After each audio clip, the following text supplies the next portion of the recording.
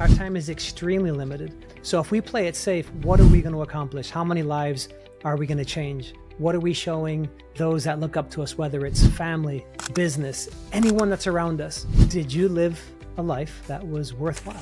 You need to set a standard and a process. And I know this because I used to go into the appointments the same way, more worried about myself than their experience. When I know that if I set the standard and the process is held, they're going to have a better experience. The byproduct is going to be more referrals, more business, more repeat customers, more happy people. We're made to energize and synergize. Why do you think we feel so good when we're in good company, right, at events? We leave there feeling like amazing. Trust me, the speaker had a lot to do with it.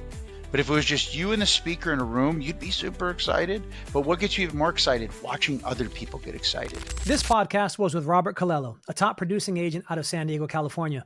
I went into this podcast ready to discuss time management, lead gen tactics, and everything it is that an agent like him does to produce business at an extremely high level. Ultimately, we did cover many of these points. However, the conversation went a little bit personal in a direction that I hadn't really counted on. We discussed addictions, issues with alcohol, and issues that agents face, and people in general for that matter, however, don't really talk about. While strategy is extremely important, I think it's vital figuring out what somebody could potentially be struggling with that's around you. Somebody on your team, someone in your office, or perhaps just a relative, asking them, how can I help you? What are you going through?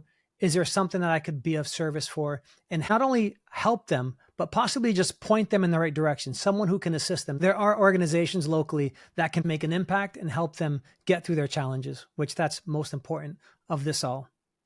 I spoke to Robert off camera and I had told him that this interview had gone in a bit of a different direction.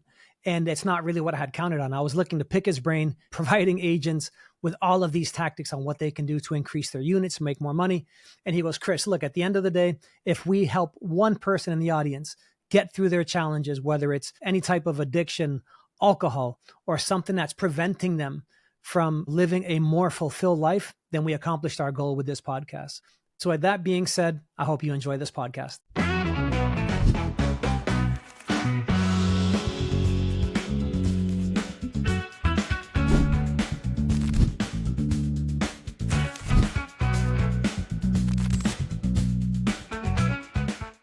Real estate agents, are you struggling to figure out where you're going to get your next deal from?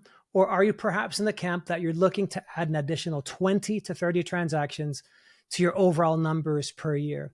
Well, either way, and even if you're not one of those, if you're looking for something else in your real estate business, chances are we're going to cover a lot of bases today. Today, I have Robert Colello. He's a super successful real estate agent and coach based out of San Diego. And we met in Cabo. In the hotel that we were staying at, there's a buffet line, right? So Robert's ordering a couple different meats. And I said, Robert, bypass the second one. Just go with that one because you might not know it, but that's filet mignon. Just get a whole bunch of that. So Robert, welcome to the Chris Camacho podcast. Thank you, Chris. Thanks for having me. You know what? You led me in the right direction at the buffet line, and I know that you're going to lead a lot of agents in the right direction with the people you bring on your show. So it's a pleasure to be here. I appreciate you saying that, and thank you for being here. When you and I were chatting, I'm like, okay, Robert knows the deal. If he's on stage in Cabo, it's for a very good reason. I'm so glad that we connected that day. And I asked you, I said, Robert, what are you speaking about? Do you remember what you said? Absolutely.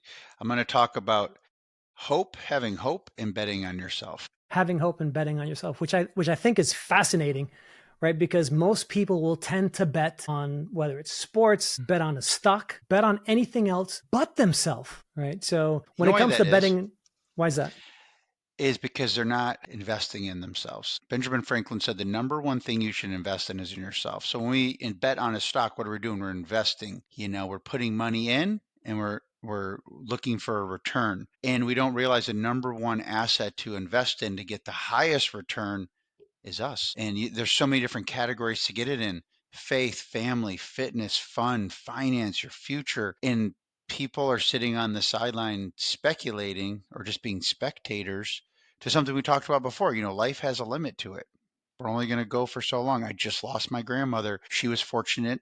She'd passed away in February 15th. She went 98 years. 98 years. She lived a long, full life. We wanted to see her at 100. But some people literally might leave Right now I could leave and get ran out, ran over when I leave my office today. I don't know. God only knows the day and the time that we're going to go home. We do not know.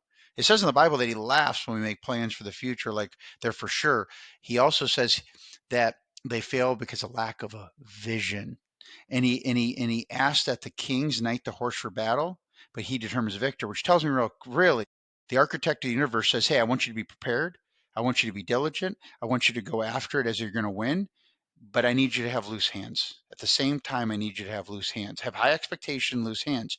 And you know what I realized? Even if you lose the battle, you can still win the war. You still win the war, because if you're alive to fight another day, alive to go at it another day, you now can make a tactical change. You have a mindset shift. You have a shift in the way that you approach your business, your life, your family, your faith, your fitness. So it's not over until it's over. So when they asked me to speak, Brent Gove asked me to speak, and I spoke, it was Gary Brecka, another speaker, myself, Jake Hender, bam, Ed Milet. And he goes, you're going to close the day out with Ed. I go, okay, cool. And I was actually supposed to be right before Ed, but he wanted to put someone in that had a little different spin on things between. He put two guys that were on fire in there. And he said, I go, what do you want to speak about? I can speak about a lot of things, being tactical in your business, being high profit, systems, strategy. What would you like to speak about? He goes, I want you to pray about it. And the Lord put on my heart, hope and betting on yourself, which is part of my story. Hope and betting on myself. So I always just ask people, are you willing to bet on yourself? Do you have hope for your future? And if the answer is no, the answer lies in these two places. Number one, we need to surround you around different people and conversations. And number two, you have to realize today is a new day. Yesterday happened yesterday. And I'm going to make a note here because I'm going to circle back to that in a moment.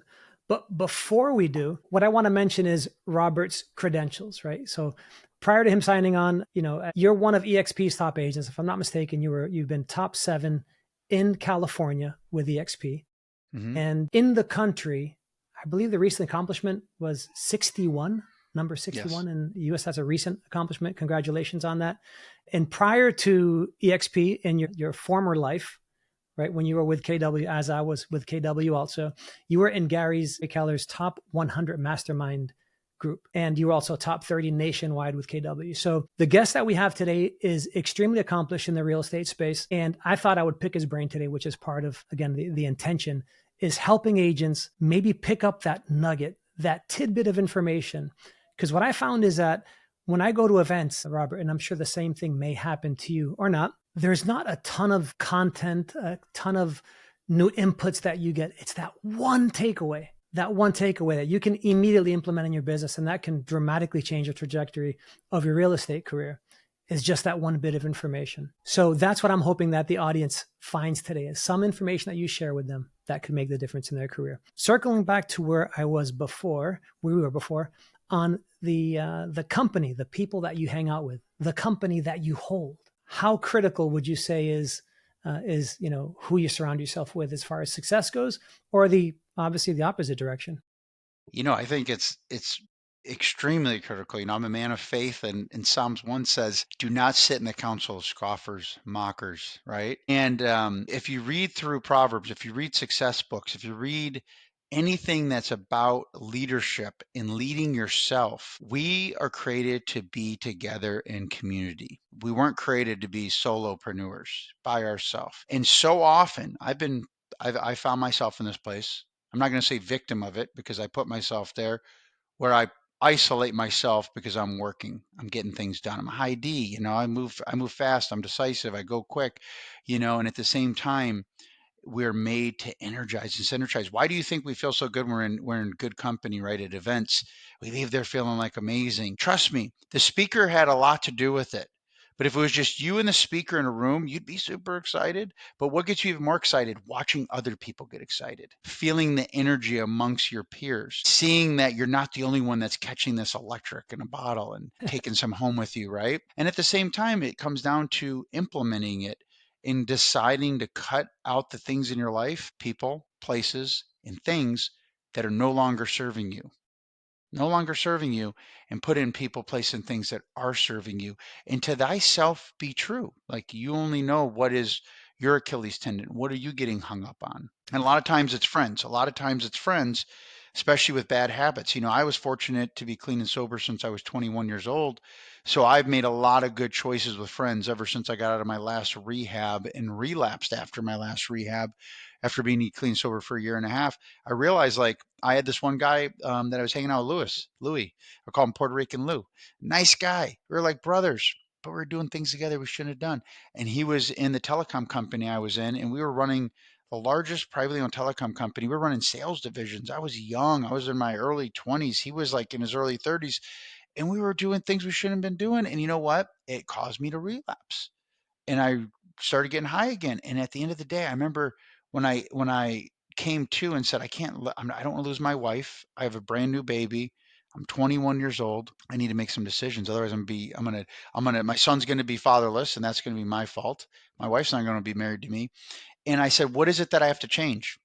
And it's like, you have to change everything. Okay, what's everything? Well, right off the top is like, you and Lou can't hang out no more. And when I told him this, Chris, it was like I was breaking up with a girl. Not for me, for him. He got upset. When I say upset, not like he chased me, ran after me, begged, but he got sad. We were brothers. He's like, are you serious? I won't do that anymore around you. No, I'm sorry. Because I realized as much as I wanted to believe he wouldn't get high around me anymore and do that stuff, I was like, it's not worth the risk. It's not worth the risk. So I'm going to ask you guys right now, whoever's watching this, who are you hanging out with that you've been risking your success, your stability, your significance, because they're going this way and God wants you to go this way. But you know what? Usually the weakest link wins, and you're going that way with them, and you're being pulled in the wrong direction. It's like an undercurrent in your life. And the sad thing is, you're swimming right where the Coast Guards or the lifeguards tell you not to swim. You're doing it. You see it. You know what they're doing is wrong. You can feel it in your heart, but you're choosing to go down that path. So don't be surprised. I tell people when we find ourselves in places that we don't want to be. And I think this goes back to what we were talking about before the cameras are rolling. It was like taking complete ownership of your decisions and your leadership. And most importantly, your leadership and decisions over the number one person you're ever going to lead. And that's yourself. That I couldn't agree more. The tricky part is that was a friend, and it was a difficult, let's call it, breakup. If it's family, right? Some may have that issue with a spouse. I have a very good friend of mine that his wife has a drinking problem, which Mm. she just will not admit it, and it's caused a lot of pain to everyone around them. So in his case, there was divorce and everything that comes with a divorce, which is extremely complicated, difficult, sad, tragic, all of those things. However, there are relationships where, again, whether it's a spouse, sibling, it's extremely difficult in some instances breaking those relationships with those that are around you. That some cases it could be toxic, others it's just not a positive one. You don't want to be necessarily around that person because they don't fill your bucket, as I was mentioning Mm. earlier. Any advice that you would have for someone who is in and again, this isn't relationship counseling, right? But any Dr. Phil, pointers you you didn't have, know we were talking Dr. right? Phil I language don't know here. how we jumped into this rabbit hole. You did say the blue pill or the red pill from when this call started. Well, these are good questions, Chris. And to answer your question is this. When I hear that story about your friend, it hurts me because I think marriage is until death does us part. Death does us part. Like we're not trying this on, right? And at the same time, I bet, and I don't even know your friend. I bet they had you answer this question. Did he have a hard time setting boundaries? Did he let It's something go for longer than it should have? it was years, Robert, right? It was years, and I think that with alcohol, and I'm sure you know people, I think many people are affected by someone that has a drinking problem, is they don't acknowledge, they don't recognize that it's an issue, and then One of the number one reasons they don't recognize an issue is they don't have a consequence because of their behavior, because those around them are enabling the behavior by not creating a border, a boundary that if they cross it, there's a consequence. And it's called enablement, right? And I think that, like, I ran a recovery addiction ministry at our church for 5 years. And I remember just moms coming in with their sons on heroin and dads feeling bad because they weren't involved. And it what it looked like was enablement. And where I was able to stand up for them was holding the line. Like, I know you don't want your son to go to rehab. Why? Well, he's going to lose his girlfriend, his car, and he just got a new job. I go, okay, so he lost his last job because he worked at a bank and he wrote a fake check, right? And they're like, yeah. And now he works at another bank, right? And what's to say he doesn't do that again? He's doing heroin, for crying out loud. Do you think this beautiful girl who's a sweetheart in and out is going to want to be with a loser like your son after a while? Seriously, like, she's not a drug addict. She has everything going. Son was really charismatic, very smart guy, sweet guy. Just he's doing heroin. If you saw him, he looked like me and you, Chris. And they're like, huh? And then I'm like, and that car? That's momentary. He's going to lose that. How much is his car payment? Do you think he's going to be able to afford that when he doesn't have a job anymore? Because do you think that he's going to be employable if he continues to nod off like he is? Like, and I had to be straight up with them. But when we are straight up with other people, we actually give them permission to be liberated, and they have a decision that maybe in this council culture, this, just do whatever you feel good at doing culture, that's I'm sorry, it's BS. I call BS on it. If you really care for somebody, you're going to tell them the truth, and you're going to do it with love, but you're going to hold a line. So I believe if anybody's having a trouble with a spouse, with a loved one, you know, you need to set a boundary. You need to, because obviously you're having trouble because of this, they're crossing boundaries, because when boundaries are not crossed, there is no issues. The reason alcohol and drugs are such a glaring obvious is because people do things that are completely unacceptable. They're not something that most people would subject themselves to, but it's my son, my daughter, my wife, my husband, my cousin, my sister, my brother. Listen, when we stand there and we don't have that boundary, we're actually helping. And I've had to tell so many people, it's like, you giving that person the space to act like this, you giving them money, you allowing them to do these things, you're actually helping them kill themselves. Seriously, like, you're making it too easy for them to continue to live this way. And by living this way, it's going to end up in jails, institutions, or death extreme, right? That's drug addiction. But if you live with a narcissist, or you live with somebody that's just abusive, or you live with somebody that's, let's say this, these are extremes. Let's just say you have a Debbie Downer cousin, brother, sister, friend, right? And every time you're around them, they're talking bad about people. I had a family member recently, I had to say, listen, every time around you, you talk crap. It's just where you're comfortable. I'm sorry. Let's talk about something else. Like, it's not cool. You're better than that. You can talk about other things. You don't need to talk about bad about family members and friends and that. Like, you realize like 80% of your conversation is like shit talking. Like, we can't do that. Like, it doesn't. I don't feel good in that situation. You know what I mean? But if I don't say anything, Chris, then I am partaking in that situation. So I think that's where it starts. That's correct, and I appreciate the insight. So my wife and I and our two girls, we were having dinner with some friends, and we don't allow tech in our house for the most part. I know my girls are young, but they don't have tablets. They don't play with our cell phones. We don't watch a whole lot of TV in our house together, just because I can tell the difference when they watch TV and when they don't.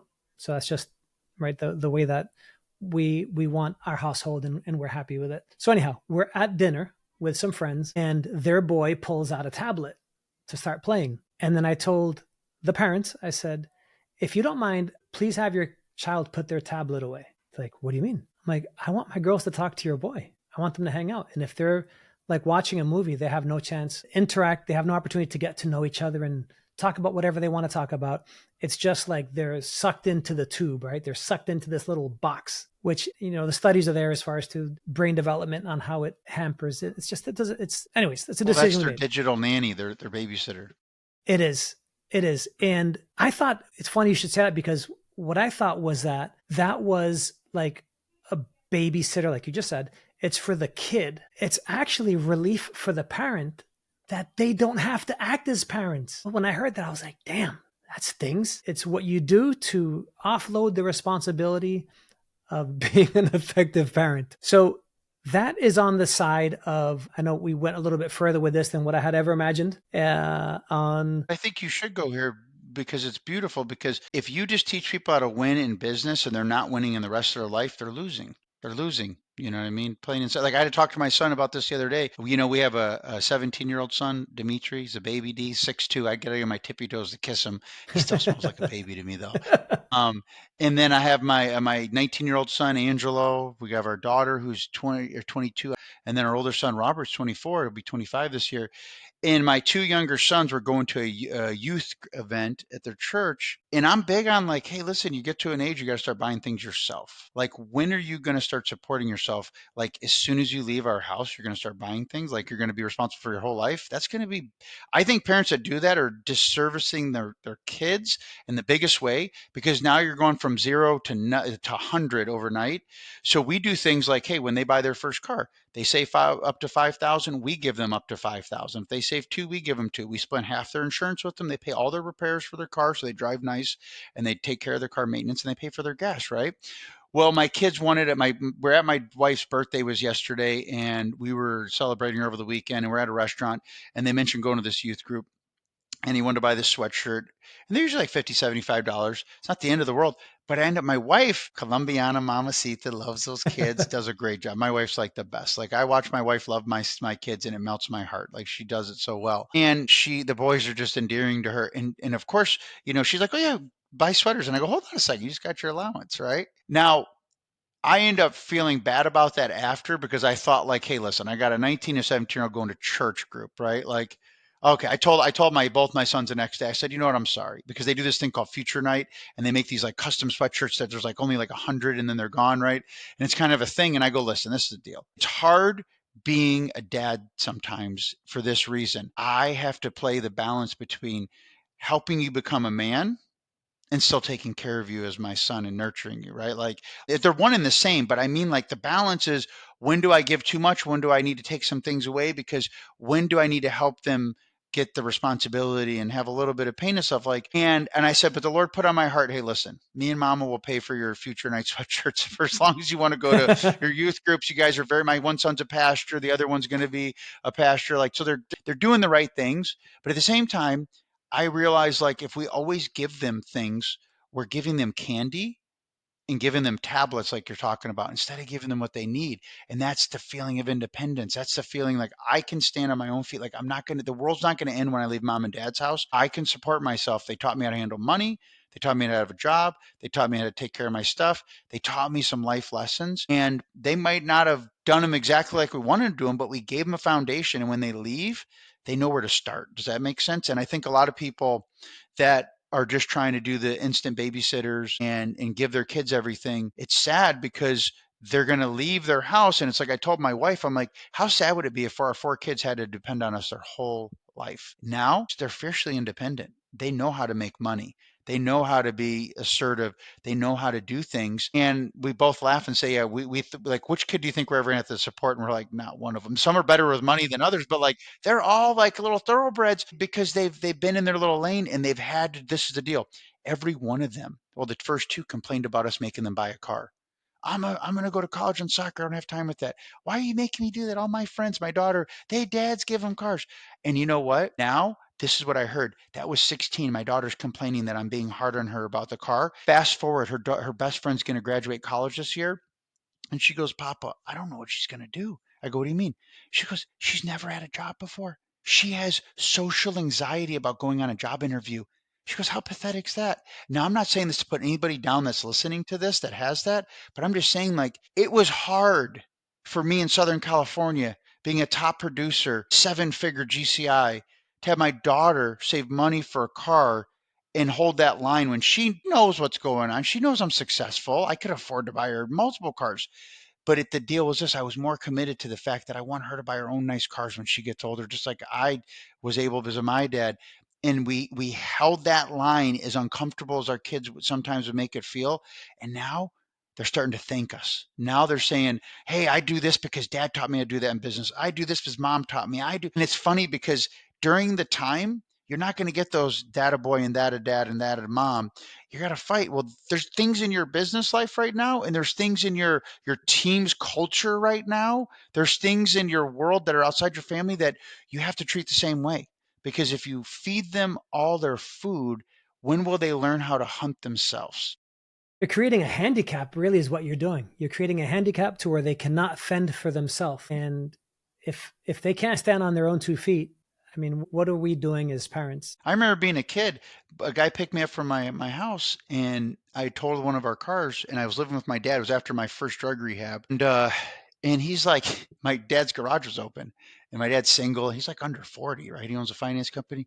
And he goes, your dad, this is in the 90s. Your dad has over $300,000 or 200 and some thousand dollars in cars in his garage. I go, yeah. He goes, that SL 600, that's like 140,000. I go, yeah.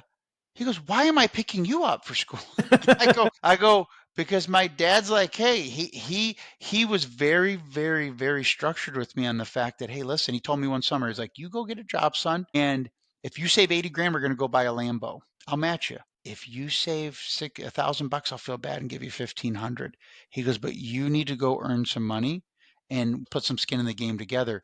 And that's how my dad raised me. And it was the biggest blessing to me. My dad could have spoiled me. He had a company doing $1 billion a year in the 90s. And he literally, I'm driving a car. My first car had no radio in it, and it had 170,000 miles. It was a little Jetta. It was ripped out. Like it was just, that's how my dad, he bought me clothes for Christmas, clothes for the beginning of the year. I had to buy everything else after that. And I thank my dad because when my girlfriend got pregnant, when I was 20 years old, I knew what I needed to do, go to work, get another job. Didn't once think about, there's been times in my life, Chris, where I qualified for food stamps and I didn't realize it because my mind never went there. Like right before I went to bankruptcy, did not go there. I didn't even think about it. I thought about one thing. How do I create more opportunities for my family and myself? Hard work, taking, building on what I need to go get education. That's what I thought because I was taught that. As a kid, I guess, a child could get upset. Like, why is my parent not helping me? Other parents, like you mentioned the story about the parents buying the college age child a car, covering the expense. As a kid, you may get very, very upset, but as an adult, you fully appreciate it. Yeah. That makes total sense. Like when I was in high school, I think of all the cool kids, right? Like the cool kids that were able to hang out late and they would do all of those really fun things. Then you had the kids that their parents had them home by like 10 o'clock. There was a curfew. Like they were on top of their academics. They were just making sure that they were doing the right thing. And I'm like, that kid's a drag. Like that kid can't be out late. The reality is, most of those kids that their parents were involved in their academics, they were making sure that they were doing everything that they should be doing, controlling their environment. Most of them have done really well for themselves. You know So what's crazy here is my son texted me last night and he said, he's 19 years old. He's going to be 20. He goes, it was 11 o'clock and it was on Friday. And he says, hey, I'm 45 minutes away, guys. And he was like with his friends, like he just came back from a 3-month mission trip to Europe. You know what I mean?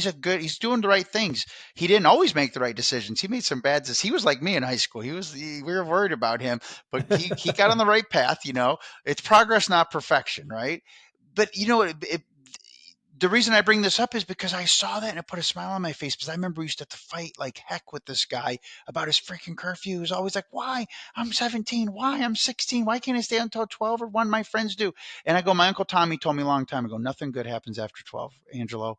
You need to get back in before then. And it was like this. It was 9 o'clock. I think it was like 9:30 at ninth grade, 10 at 10th, 11 o'clock at 11th, and then 12th. We let them stay out until 11:30, 12. This guy is an adult now. Yes, he lives in my house, but I don't have to ask him where he is anymore. Like he understands, and he's even made mention and note of why there's really nothing good happening. But it was such a fight. And it really was a proud papa moment for me seeing my son text me that.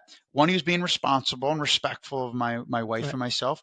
But two, we're not there anymore. We're not fighting about curfews anymore. Like he understands the value of being responsible and the value of coming home at a decent hour and was courteous enough to let us know. And it just made me realize, like, I'm looking at that, like, dude, I remember fighting with him for hours at a time, for if you add them all up over this very topic that now it's like he at 19 should have been talking to me like he was at 16 because he thought he was a 20-year-old back then. Now that he's going to be 20, it's just a different story. So I just say that we often underestimate what we can get done in 5 years and overestimate what can happen in 1 year. And that's business. But think about in your family life. Think about in your fitness. Think about in all these areas, things that you're having this struggle with right now, at this tension right now, whether it's the breakthrough in your business or your marriage, right? And fight for your marriage, guys. People are more wealthy that are stayed married, right? It's just a fact.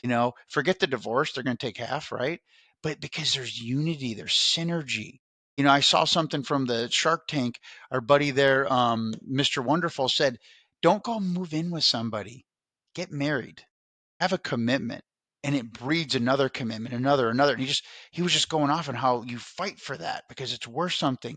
Well, anything that's worthwhile is worth doing bad. Anything that's worthwhile in your life is worth fighting for. That's your fitness, your finance, your marriage, all these things. But the point is, there's going to be times where you don't do any of it well. There's so many times I've been horrible husband, horrible dad, all these things. Like, not bad, like I'm beating anybody or doing anything, but like I know I could do better. I dropped the ball there. I shouldn't have said that, or I should have been more patient. And guess what? It's an opportunity to learn and grow. Or, hey, I shouldn't have stood out that late and I should have got up earlier to go to the gym, and I'm watching something on YouTube and I'm growing, I'm watching something I love, because you look at my YouTube, it's all like motivational stuff or Christian stuff. But the reality is there's a time and place for all that stuff, but you learn. And that's because, my dad said something to me at a young age that I take with me. He says, at the end of the day, you're going to look at yourself in the mirror. That's the only person you need to answer to. Did I give it 110%? And the answer is yes or no. So now I know when I'm not feeling right or something's not going good. It's just like I look at myself in the mirror. How could I have been a better dad, husband, provider, been better with my health, my faith? And it's not like a condemning thought. It's just a reality check. Right. It's a reality check. So I'm sure you heard of Dr. Joe Dispenza, and he Yeah. has some incredible meditations. And he has a meditation to where I listen to it right before I go to bed, and it's a recap of your day, kind of Mm. like recapping on what did you do today that I don't want to use the word that you regret, but what did you do today where you just, I think the term that he uses, where did you fall out of grace, right? Like where did something happen that if you had a do-over, you would love a do-over. And I think that that's very powerful, is on a daily basis, recapping what you did right, where there's room for improvement, because it's a constant correction. To quote again Brian Tracy, talking about the set of the sail, right? The set of the sail. It allows you to keep making those minor adjustments to where if you don't have that conversation with yourself, if you don't keep correcting the course, what is of your life? You're on cruise control and probably going in the wrong direction. With regards to Cabo, because that's where you and I connected, what value do you see in those types of events? And when I say those types of events, it's an event that's out of the US, right? Because I've been involved in events to where they're local, whether it's in Miami or somewhere else in the state of Florida, somewhere else in the country. But what do you see? What magic do you see when you travel out of the country to these types of events? That's a great question, Chris. And I think what it comes down to is commitment and getting yourself in a distraction-free environment. Like I'm going to be emceeing a ministry I'm part of called JH out back this weekend. There's going to be 30 to 40 parent-child couples. We're going to be you ever heard of that book, Halftime? So there's a guy named Bob Goff that wrote a great book. You should read it. It's called Halftime. It's a great book. So he has an amazing center up in Ramona, and it's a conference center camp. It's beautiful. It's like gorgeous. Looks like something out of, I don't know, Pottery Barn or something. And I'm going to MC this event. And what we talk about, the reason these events are so impactful, it's a parent-child ministry, husband-wife ministry. It's a family ministry, and it's a reconcile ministry, because what we were just talking about with our kids and saying no to a screen when another parent's saying yes to a screen, there's friction that happens in a marriage. There's friction that happens along the way in a family when you're fighting for greatness, right? And sometimes some wounding happens. And this is a place for reconciliation. Why does it work so well? Because we get them in an undistracted environment, away from what they're used to, and they get information they haven't heard, and they have time to apply it, right? Because I once heard a long time ago, information not implemented just becomes entertainment. So if you're Okay. going away to Cabo, or you're going away to Europe, or you're going down the street, if you don't use the information, it's just entertainment, right? So I think that what makes it so great is you get an opportunity to be with people. It's called like sifting the wheat from the shaft, right? How many people are committed just to even going next door to get information, right? Even just like walk across the street. Okay, and that's pretty easy. Let alone go across town, let alone go to another county, let alone go to another state. Now you're going to another country. So what ends up happening is you're attracting people that are fiercely committed to doing something great in their life. And once again, you're putting yourself in a room with like-minded people. Back to what we originally talked about, what you asked, the conversation, the group of people. Like it's a different conversation with a different group of people, and that will get you to a different place. Because with the EXP Con, the event here in Miami, and I'm throwing this number out, I could be wrong. I think that the attendance is maybe like 5,000 people. Yeah, something like that. Five to ten Right. thousand So people, and yeah, it's a big group. So I mentioned that because in Cabo there was probably, and you'd know this number better than I would, 500 to 600 people there. 1,100. 1,100. Okay, so it's 1,100. larger Yeah. than what I imagined. So what I enjoyed about the 1,100 people that were there is that since there's really just one main conference room, there's Hmm. breakouts, right, in suites or whatever, but most people are confined to being in the hotel for the most part. Yes. So like the individuals that you meet, you could be sitting on the side of somebody who you don't think much of, and then you have a conversation and you realize, okay, this guy is doing, you know, 5, 6, 700 transactions per year. He's got this going on, this many real estate investments.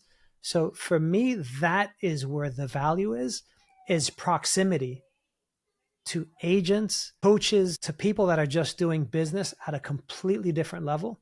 And they can provide you insights where locally in your market, I'm sure it happened to you, Robert, when you were with another company, fill in the blank in the past, in your office, good luck walking into the top producer's office and saying, hey, by the way, how did you do 9 deals last month? Where did you get the last 15 listings from the previous month? You think they're going to tell you? There's no way in heck that they're going to share their secrets with you. And that's what I love about EXP is agents' willingness to share. Because the truth is, most agents that I've connected with aren't in my market. Like if I were to, you know, talk shop with you and say, Robert, so what are you doing to generate more listings? How can I, you know, how can I get more out of my database? I feel if I were to tell you that or ask you that, you would just tell me. Where with the typical real estate setup, that doesn't happen. Agents are not willing to share. Yeah. The scarcity mindset. They definitely are. There's a reason why it says it's where the pros go to grow. So my wife and I, we were in the adult pool. It's funny, right? Because when you have little ones, like being in the adult pool is not possible because you've got kids. Yeah. So we had them in the kids club, and the kids club in this hotel is unbelievable. It's great for the kids. They love it. Activities, the whole 9 yards. So we were able to sneak away for like an hour. And then there's a party going on. There's the dancers for the hotel. They have the whole setup. And then my wife tells me we were maybe in the pool for 5 minutes. She goes, Chris, there's Ed Milet is sitting at the corner of the bar. I'm like, that can't be Ed Milet. She goes, it's Ed Milet. I walked up to him. I'm like, let's get out of the pool. Like, I'm not here for the pool. I'm here for opportunities and being able to connect. So we spoke to this guy for probably like 10 or 15 minutes. The coolest dude. He was just such an amazing person, willing to share, and he was down to earth, which I loved. Gary Brecka. We're walking the hallway and we're talking to this guy for probably the same thing, 10, 15 minutes down the hallway. I mean, when do you have the opportunity? I mean, when are you going to see Ed Milet in the street? When am I going to have the opportunity to connect with Gary Brecka in a restaurant somewhere else? It's extremely unlikely. And that's what I feel at these events do. I was with Mike Ferry for many years. He was the first coach that I was ever introduced to that just like opened my eyes to another world. And he had these, I'm not sure if he still has them now or not, because it's been a few years I've been with the Mike Ferry organization. He did these events in Sorrento in Italy. He would have these retreats, and there would maybe be 30 Americans that would go to these events. And I mean, like, we would go to dinner together. We would do many things together, breakfast and, you know, go around town. And the relationships that I was able to create in these events where you go, again, you have to potentially get a passport, go through a process to make these trips happen. And I just find incredible value with that. So Robert, I want to ask you, getting down to tangible tactics, strategies, what systems are you presently using yourself? So I run what I'm known for is running a really tight two things: referral based business in a showing special model, so showing specialist model. Matter of fact, it got me in Gary Keller's last book. And that's the systems I use. Like I don't do marketing. I spend under $600 a month for mailers to my past clients.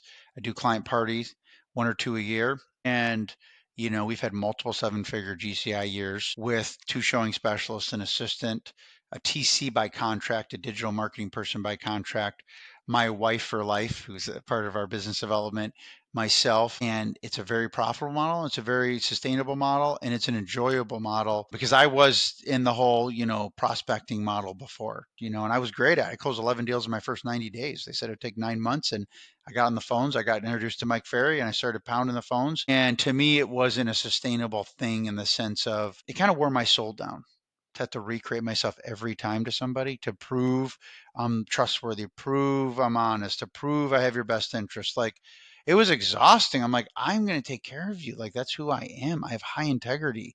I'm an Olympian. I'm a craftsman. Like I take pride in what I do. I go after the win. I don't second guess, second place, nothing.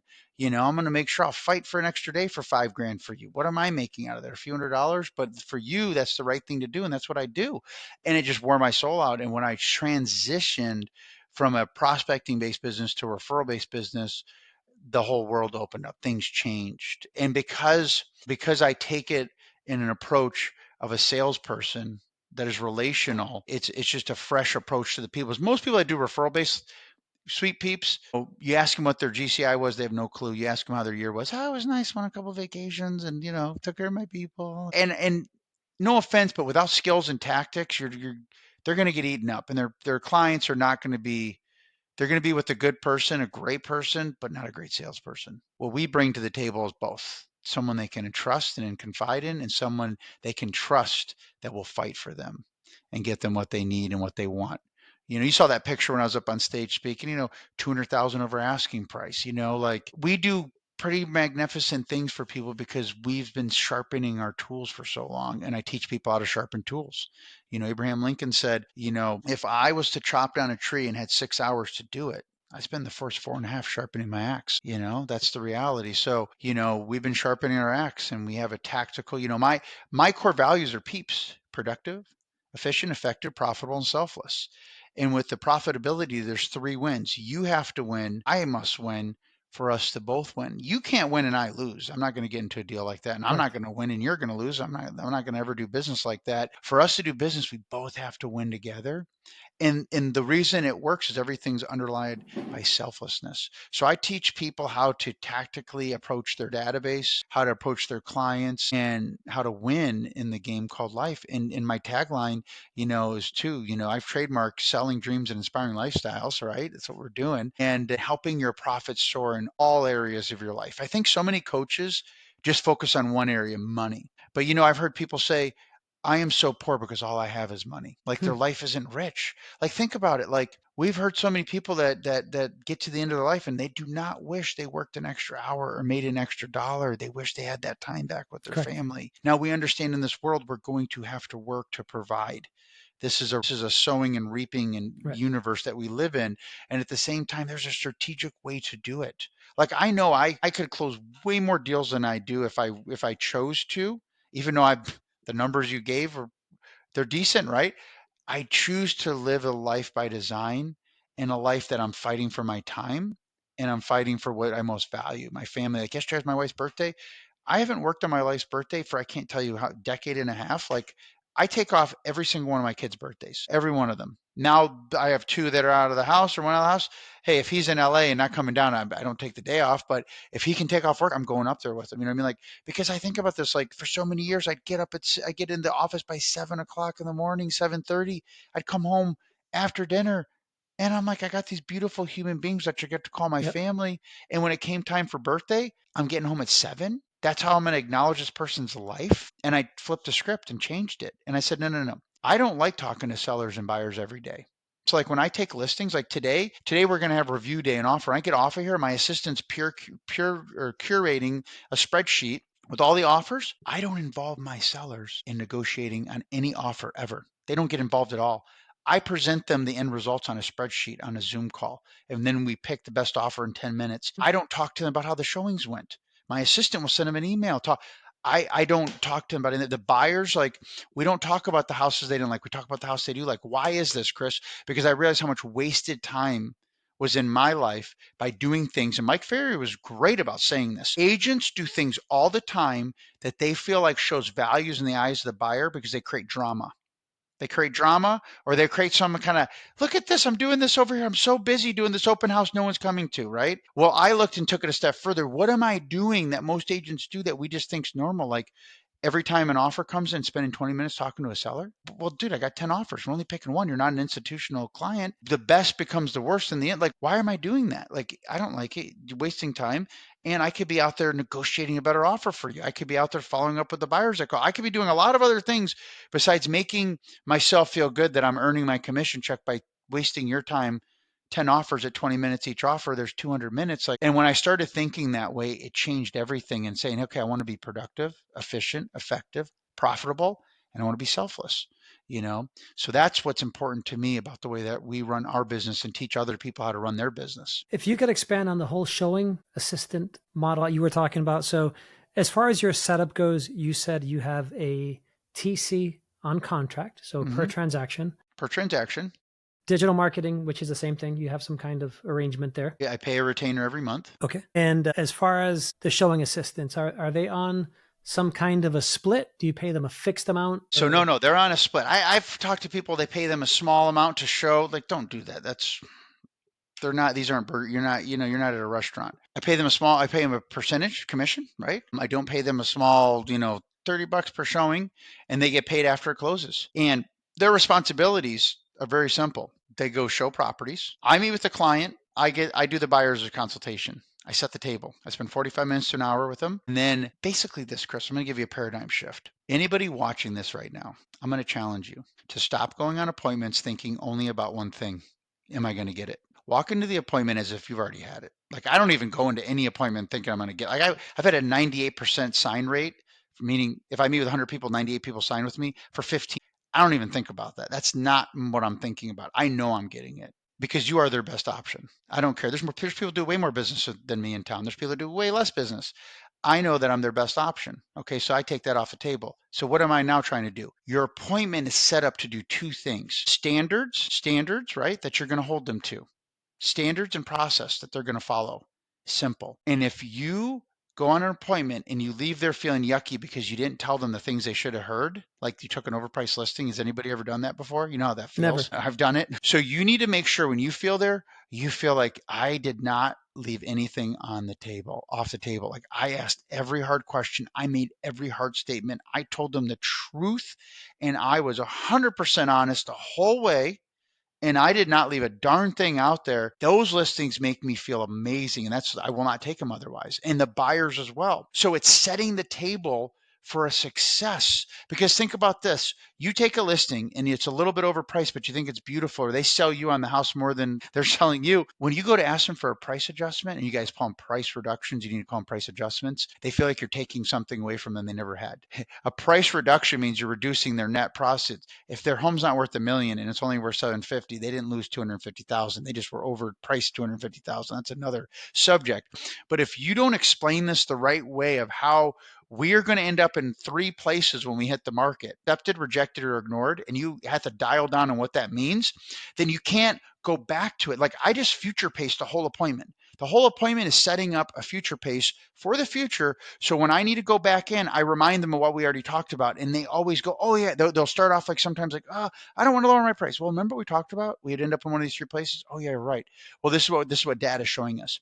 And now I'm walking alongside them and not confrontational, and I'm able to get things done streamlined. Every assistant that's ever worked with me, any client that works with me, my coaches, right? Guys that coach me are like, you are really good about getting people to do what that you want to do and follow your system and process, smile on their face, because we hold a standard. That's the second part. You have to hold a standard. How many of you guys are going to appointments and all you're thinking about yourself? Am I going to get this listing? Am I going to get this buyer? No, you need to set a standard and a process. And I know this because I used to go into the appointments the same way, more worried about myself than their experience. When I know that if I set the standard and the process is held, they're going to have a better experience. The byproduct is going to be more referrals, more business, more repeat customers, more happy people. That's going to be the byproduct. So that's my challenge to you. No longer go into appointments worried if you're going to get them. My dad would call that commission breath. Yep. You go in there serving them, and you go in there willing to have the tough conversations with them that you know are going to help them. And then you're going to feel like $1,000,000 when you get that listing or you get that buyer to sign up. So when I meet with the buyer, that's all I'm doing is expectations. And I start off with price, and then we go into areas, and we go into description, we go into dreams and must-haves. Why am I doing that? Because they have so many must-haves that are dreams. You can't get an oceanfront property for $2 million anymore in San Diego. It's not happening. Just because you came from Timbuktu, Des Moines, Iowa, that you could probably buy the whole state for that. But here you're not going to get what you think. I need to be the person, otherwise it's called, we heard this from a coach, right? Real estate malpractice. Right. real estate malpractice. So having that tough conversation makes everything easy. Zig Ziglar said this, man, and I never forget this. I know everybody knows his famous quote, help enough people get what they want in life and you get whatever you want. That's not the quote that will change your life. The quote that will change your life, yes, do that. Be a servant leader. But if you do what's hard now, your life will become easy later.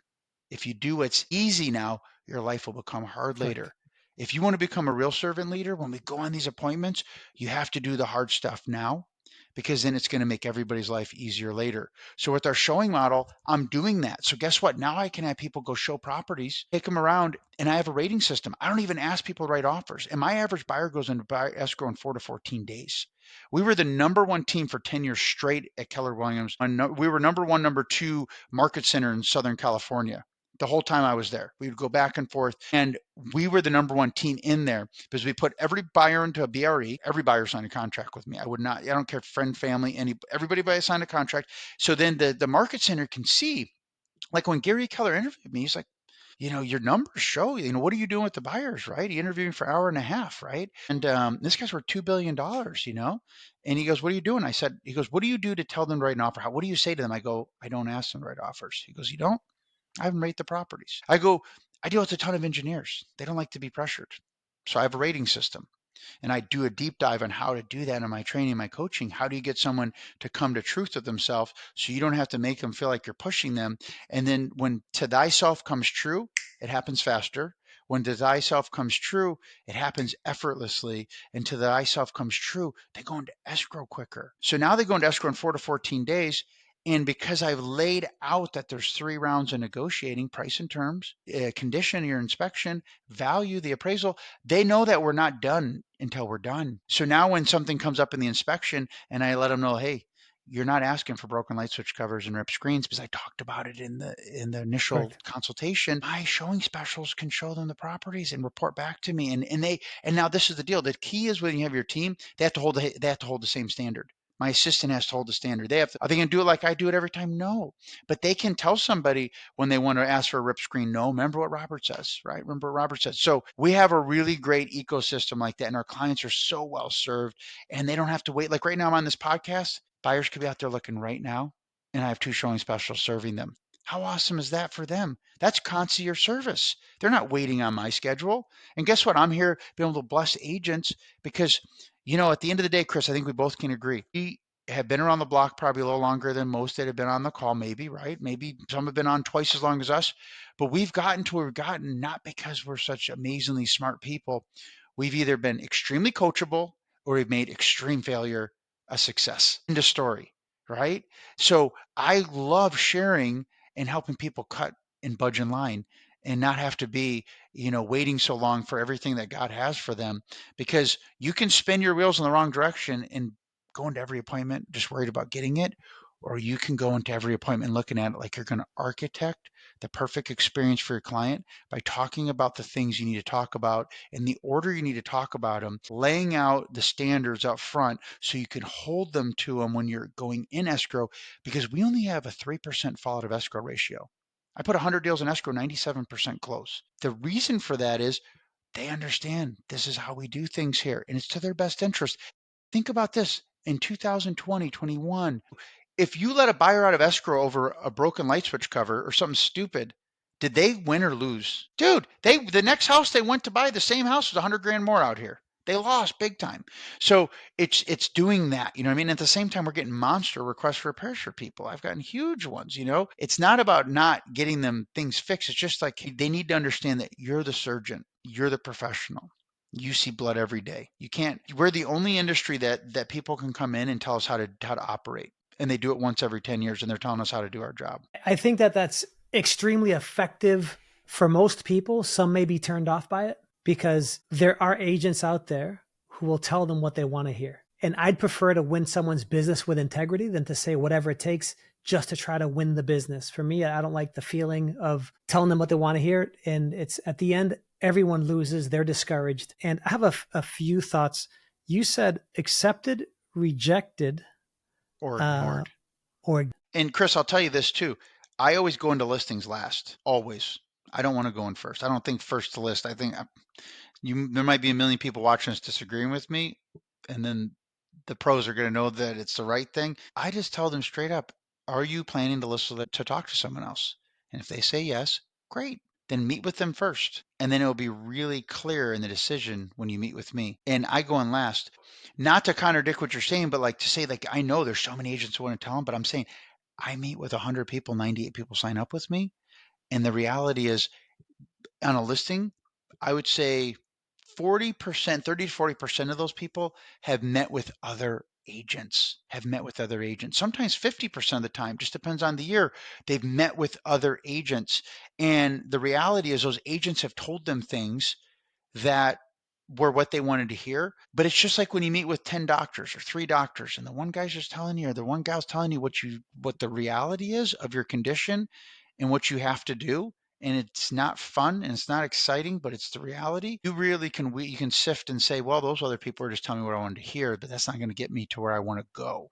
So Right, don't be right. afraid to hold the standard. Just don't, because if you think about why you're working, I'm gonna leave with this right here. How many of you have not been at dinner with your family when you should? Way too many times. How many people are working on a vacation when they shouldn't be? And why does that come down to? You're afraid of losing something. You're afraid if you don't answer your phone at 9 o'clock at night, you're going to lose a client. You're afraid if you take a family vacation once or twice a year, you're going to lose a client. You're operating without standards and you're not running on a system. And if you were to change things and understand that once someone signs a contract with you, they're agreeing to the rules of engagement. So have fun with it. Start putting everything, your standards in there, and you're just going to start seeing it's limitless with the freedom you can have.